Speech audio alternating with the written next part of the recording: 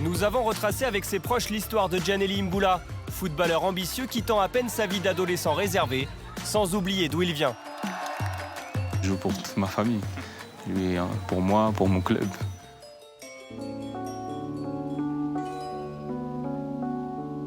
Mercredi après-midi, lendemain de victoire à Marseille, Djaneli Imbula nous reçoit chez lui. Salut Téléfoot, bienvenue chez moi. Et ça, c'est ma chambre. C'est là que je passe la plupart de mon temps. Et je crois que ça doit être la première fois que je fais mon lit.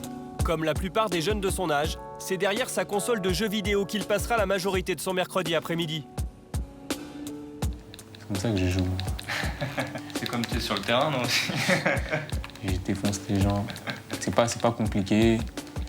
Ça passe beaucoup le temps parce qu'il est long. Plus tard, avec son père Willy, qui le rejoint toujours à Marseille pour les matchs, il découvre les journaux. Revue de presse improvisée, impossible d'échapper au buzz Imbula. Il peut donner des idées à Didier Deschamps dans les mois à venir.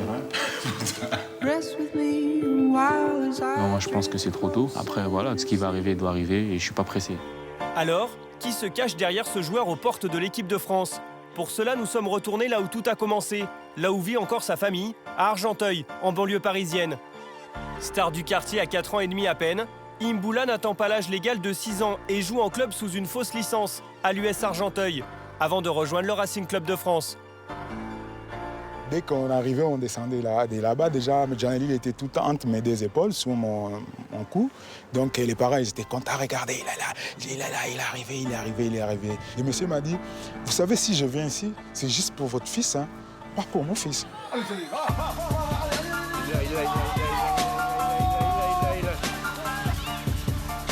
Personne ne pouvait lui prendre la balle.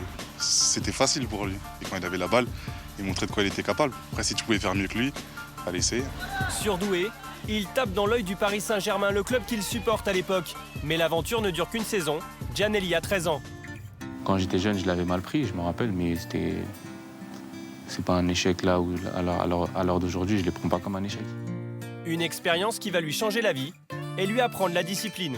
Quand il est parti à Paris Saint-Germain, c'est là qu'il a changé. Et lui, on lui faisait du chantage. Quand on lui disait, si tu fais ci, tu vas pas on va appeler ton entraîneur, tu vas pas au foot, tu vas pas à l'entraînement. C'est là qu'il s'est calmé.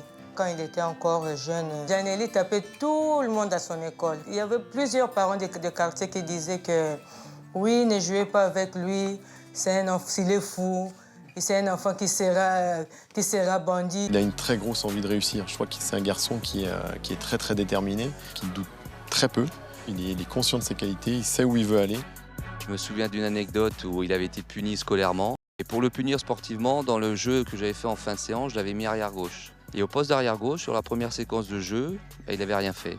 Parce que monsieur voulait jouer au milieu. Donc, sur la deuxième séquence de jeu, je l'ai positionné au milieu de terrain. Et là, il a éclaboussé tout le monde.